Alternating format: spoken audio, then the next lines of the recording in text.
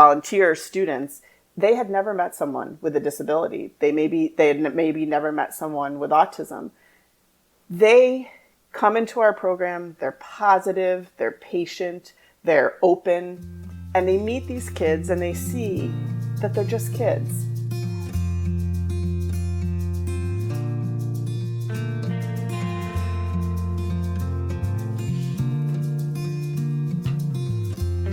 Welcome to Zestful Aging, where I interview thoughtful, inspiring, and creative guests who are changing the way we think about what is possible in our lives. I'm your host, Nicole Christina, psychotherapist and fellow Zestful Ager, and I love to hear from my listeners. My new website, zestfulaging.com, is up and running, and it makes it easy for you to leave comments or suggestions. Our music is courtesy of Judy Banker from her CD Buffalo Hotel, and it will be available in January of 2020. Judy Banker is also a guest, so you can hear my interview with her on the podcast. Well, I've got my Jack Russell Sparky right by my side, so let's begin. Paige Mills is the program director of Acing Autism, a unique nonprofit national tennis program for children on the autism spectrum. The program is scientifically designed to improve social and emotional functioning of autistic children using step-by-step lessons mostly taught by high school and college volunteers all over the country. Welcome to the show, Paige. Thank you for having me. I'm excited to be here. I'm excited to hear more about this program. I know that it's quite unusual, and when I started researching it, I found that it actually has a scientific research behind it. It's not just like getting together and hitting tennis balls. No. This organization was started by Richard Sperling and his wife, Dr. Shefali Jesti, in 2008. And his wife is a neurologist, and they started in Massachusetts. And what they realized was that Richard was a tennis professional and his wife was a neurologist, and they saw this space that wasn't being occupied, in that parents of kids with autism have limited options with what to do with their kids in terms of recreation and fitness and sports. And they wanted to combine efforts and give an opportunity to kids to learn something, increase their social skills, and be exposed to such a great sport. I see. It's this great marriage, literally and figuratively, right, Yeah, of neurology and tennis. So can you talk a little bit about how this works and why it works? Sure. I can tell you my experience with it. So our program runs on a very specific curriculum. Every clinic is run in the same way. It's an hour clinic, and we do a fall session and a winter session. Our program takes place in Syracuse at Drumlin's Tennis Center, which is affiliated with Syracuse University. And we follow a step-by-step curriculum every class. We start out with introductions. We have the kids introduce themselves to the volunteers that they work with, to each other. Each participant is paired with two volunteers to help them through the hour. So after the introductions, we start to warm up. Then we start with very basic ball handling skills, and we progress through volleying and even into hitting. And then at the end, we do a cheer and end on a great note. We all love tennis. So it's the same curriculum every week. And that's really important to the program, that no matter what Acing Autism program you go to around the country, they all should look the same and be, delivering the same service and the same program, no matter where you go. And is that important because kids on the spectrum really need structure and predictability, or is there another reason for that? I think that's certainly true, yeah. And I think that they just want continuity among the programs, yeah. I mean, there certainly aren't a lot of kids who are hopping around programs, but they do want continuity. It's so important. And kids on the spectrum do like predictability, and they like to be able to understand how things are going to play out throughout that hour, for sure. It's really interesting because from what I know about autism, kids have real difficulty with social skills, and so that this is like a way to maybe focus on something else while getting some social interaction. Is that the way it looks? It is. It is. So we always say to parents, we're not sure if you're going to get a professional tennis player out of our program, you know. You're not sure. Yeah, that may not happen. Maybe there'll be a one in a million. But what we are doing is introducing something that can be social. And by doing these activities, these very specific activities, they get to interact not only with their volunteer, but even with each other. Because we do try to couple groups so that the kids are interacting with each other as well. You know, we may have a child on either side of the net and they're trying to volley with each other, and they can give a high five when it goes well and a high five even when it doesn't go well. You know, that's really important because you're right. Social skills are really hard. Our program at Drumlins is a little unique in that we have almost all of our volunteers are high school and college students from Syracuse University. Some programs around the country have many more adults on their volunteer staff. That's how the makeup of our program. And what's nice about that is some of these kids that we work with, our participants, then go to their home schools and see the kids that have been the volunteers. And that's kind of a neat connection. They may have been in the same school for more than 1 year, and they didn't know one another. And then they do this program, and now they see a familiar face, it's really neat. It's neat. It's really important. And you've spoken about the effect that volunteering has on some of these younger people, high school kids, college kids. What have you noticed? That is one of my favorite parts of Acing Autism. I love that our participants and their families get a lot out of this program. That's really very special. But the thing that I didn't know about, or I guess I wasn't thinking about when we started this program almost 3 years ago, was how it was going to change the volunteers that we work with and who they are as people, and that they go out into the world. For many of our kids, you know, our volunteer students, they had never met someone with a disability. They had maybe never met someone with autism.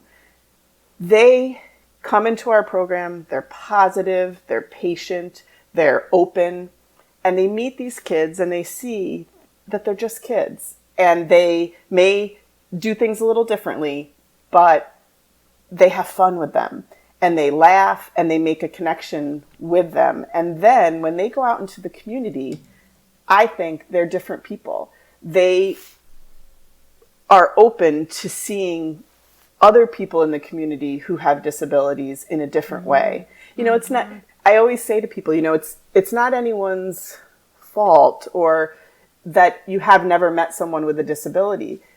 And so sometimes what we don't know about, we're afraid of, right? We don't. So these volunteers, I believe, and I can see it across the almost 3 years that we've been at Drumlins, I see that these kids are different. They are more inclusive.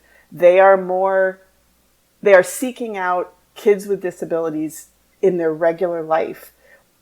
And I don't know if they would have done that without having worked in our program. So that's really special. Oh, it really is. And I think that that's a model that has been used worldwide about, you know, meeting people you don't know and not being afraid and understanding that at the very core, we're all humans. Absolutely.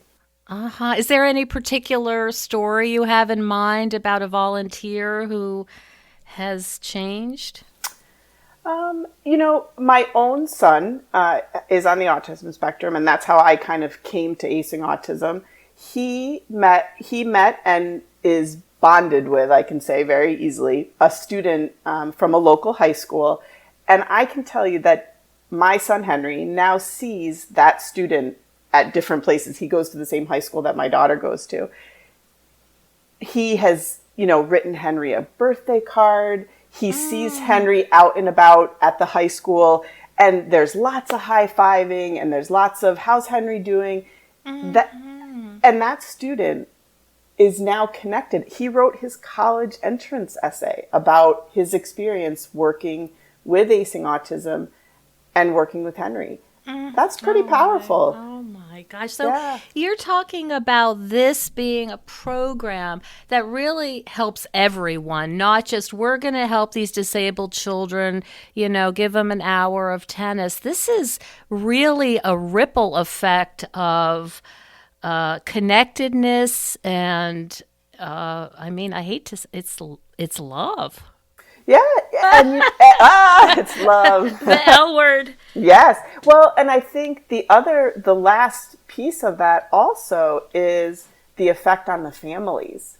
For many families, this program is really impactful in their family. A local TV station did an article on one of our kids, I think last year, and they interviewed a mom, and she said, "This is the first time I've been able to sit on the sidelines and watch my son participate in something and not have to jump up to kind of intervene or, get involved. I was able to sit and watch him like other parents do of more neurotypical kids. We kind of take that for granted. We go to an athletic event or a practice or an activity and we sit and we watch our kids and, our heart is full because we're so proud and and for some parents of kids with disabilities, they don't have that experience because maybe they have to jump in to intervene with their child. They have to be the interpreter for their child. And this mom said it was the first time that I got to sit and just watch my son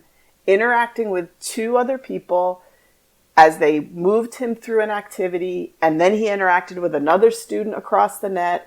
It was wonderful. Oh, wow. Yeah, it was really special. And I think for the families, it's a special time. They're coming back. We have a very high return rate in our program. I see. It makes me think too, I know parenting kids on the spectrum is extremely can be very tiring. It's very intense. And I wonder, just for a parent to sit and watch also just gives them an hour to sit and not worry about their kid. Absolutely. Absolutely. That's very, very true. And so talk a little bit how this has had an effect on you. Oh my gosh. I am not a tennis player. I play tennis, but quite poorly. And my daughter was a tennis player and always has been.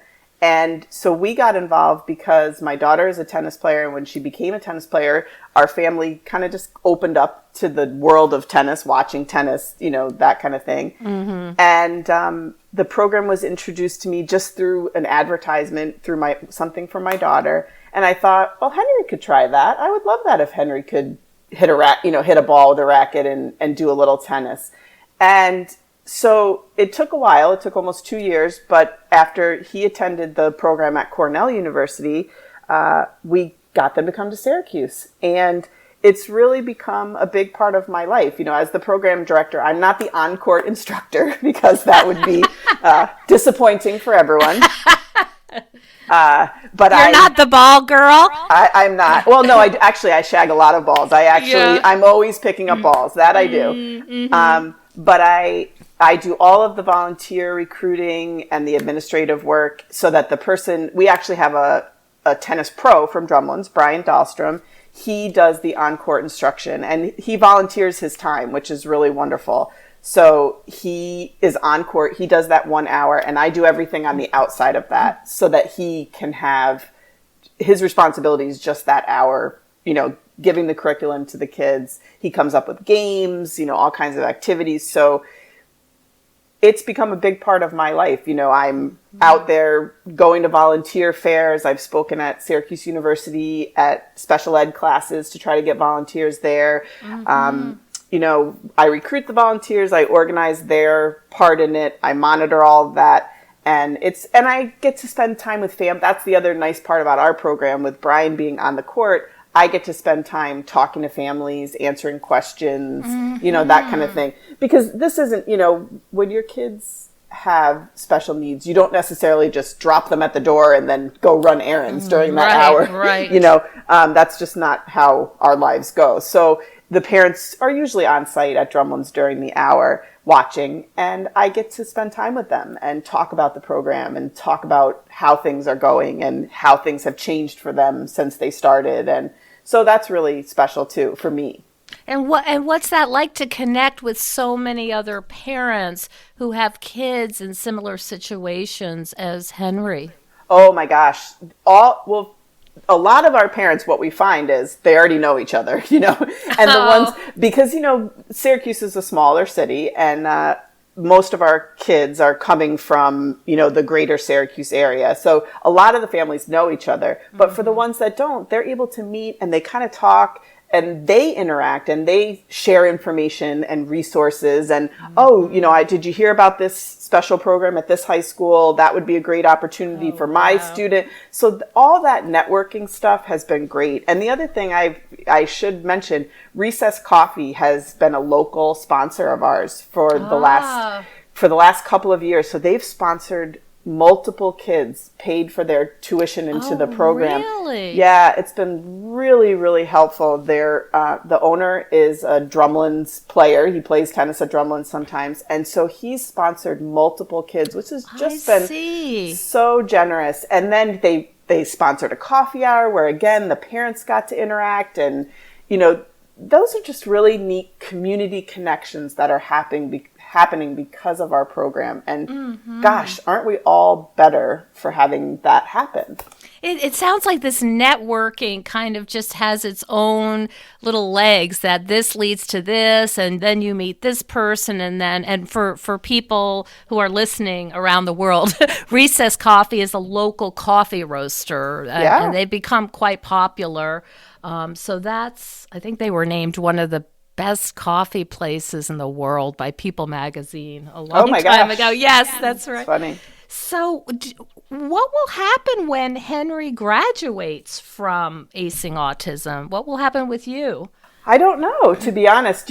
I have a great access right now because my daughter plays high school tennis. So I have great You got a pipeline. I do.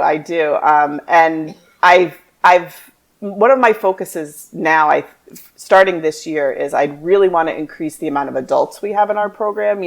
Local folks who are retired or just interested in tennis. You don't have to be a tennis player to volunteer with our program. You just have to have kind of a positive attitude, and you have to be ready to have an hour of fun. I want to try to get a larger pool of our volunteers to be older, full-fledged adults, because what happens with our kids is they age out, they go off to college, they graduate from college, they go back home, that kind of thing. So I think a lot of those folks will stay in the Acing Autism system. I think they'll go and they will volunteer at other programs where they live or where they move or where they go to school. But for us at Drumlins, it would be great to have more adult volunteers who aren't moving away, who are more stability. Yeah. But again, the special thing that happens at Drumlins is because so many of our volunteers are students, the kids see them as peers, which is really great, and the practicing of those social skills with peer-aged folks is really nice. So we have a nice balance. I would just like to do that just for stability of our program, I guess. It sounds like you're really committed to this program at this point. Sort of regardless of what your son is doing, you're so passionate about it and you see so much good. I really do. I've been very lucky in that I have a great relationship with Richard, the founder, and Justin, the executive director, and we've done a lot of things together. I see them, a couple times a year. I just went to the U.S. Open clinic in Flushing Meadows, and that was really exciting. And you get to meet all the other program directors from around the country. And it's an energy about bringing tennis to kids, regardless of who they are and what their skills are. And it's pretty contagious, I guess I would say. And you even have some tennis legends working in this program. I'm thinking about Pam Shriver, who is, she's very involved in Acing Autism. Yes, she was at the clinic last year in Flushing Meadows, not this year, but she was at the clinic last year. And a couple of years ago, we had Simona Halep come. And yeah, there's really some folks who are interested in the program is now based out of Los Angeles. It started in Boston, but it's now based out of Los Angeles. And they do a lot of fundraising and that kind of thing. And they're always getting folks who are involved in professional tennis to help them out and, lend a hand. It's just that great of a program. People want to be involved in it. So I can hear your excitement and your passion and how, you've seen what happens. You know the payoff. And so when you talk about it, you use the word contagious. Like I can imagine students or adults saying, hey, I want to get into this. This sounds fun. It is fun. It really, and I just worked, like I said, I was just at the US Open. I worked with a student named Joseph. We had the best time together. He just, by the end, I was saying to his parents, this kid needs to be playing tennis. He was doing a great job. And, being around other people who are just as excited about it is really it's a fun time. So. And do you have corporate sponsors as well? Yes. Acing Autism does have corporate sponsors, Head and Penn, and they're real lucky. They supply us with the equipment that comes. Yeah, so we're very, very lucky in that way. That's great. That's wonderful. It just sounds, just listening to you, it just sounds really exciting. And I talked to Brian the other day about it, and he is so excited about it. It sort of ripples through the entire program that you're really doing something important and good for other humans, and then it comes back to you. Absolutely. Absolutely. And I think that another special thing that happens is we find little gems in all of this. Brian is the tennis professional at Drumlins. His wife is a retired educator. So she's involved and she's worked with kids with special needs. So we're always finding resources and people who are interested in helping. And that's awesome. Oh, it just sounds wonderful.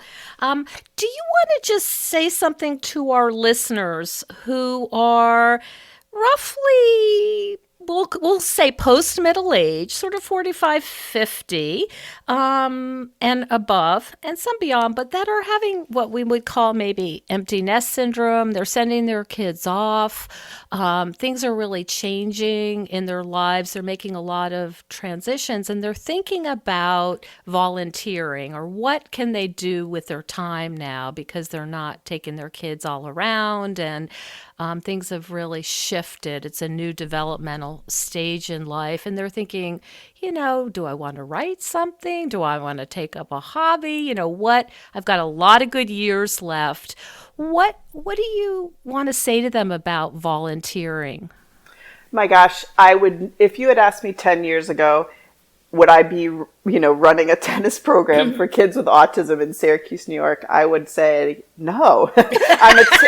I'm a terrible tennis player, but I came to this, and what I have found is it's really given a special sense of purpose to this part of my life.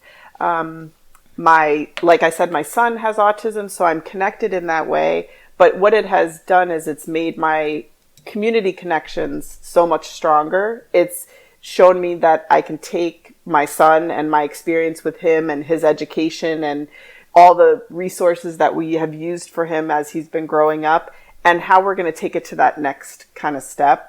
I think that volunteering is so important. And if you have the opportunity to do it, gosh, this is a great way to do it. And again, there's no skill set that's necessary for a lot of different things.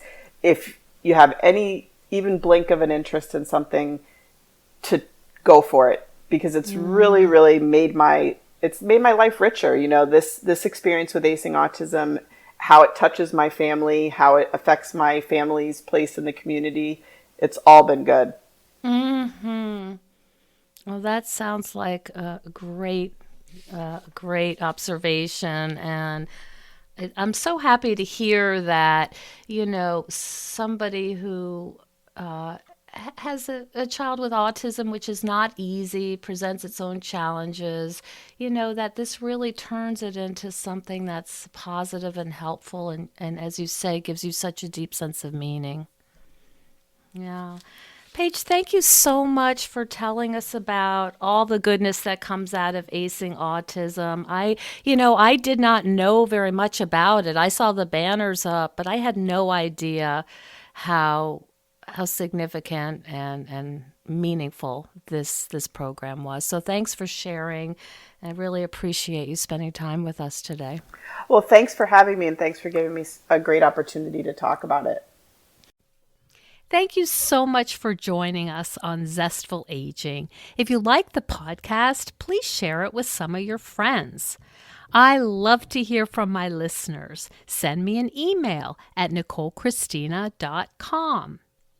In this phase of our lives, we're more aware that our time is precious, and we certainly don't want to waste it taking care of stuff that we no longer need, left over from a life that we are no longer living. We know we would feel better with less clutter and more open space, but we don't know how to get there. If this sounds familiar, I'd love you to check out the online course I've developed with professional organizer and designer Carrie Luderin. This course is different than others you may have tried because we give you clear steps to deal with the clutter and tools to help you face the overwhelm and feelings that come up when you're going through your clutter. It's practical and realistic, and the lessons are short and punchy and very manageable, but it has the power to change your life. We all deserve to live in a peaceful home without the chaos of too much stuff. Find out more at NicoleChristina.com. And stay tuned next week for another interview with a fascinating and inspiring guest.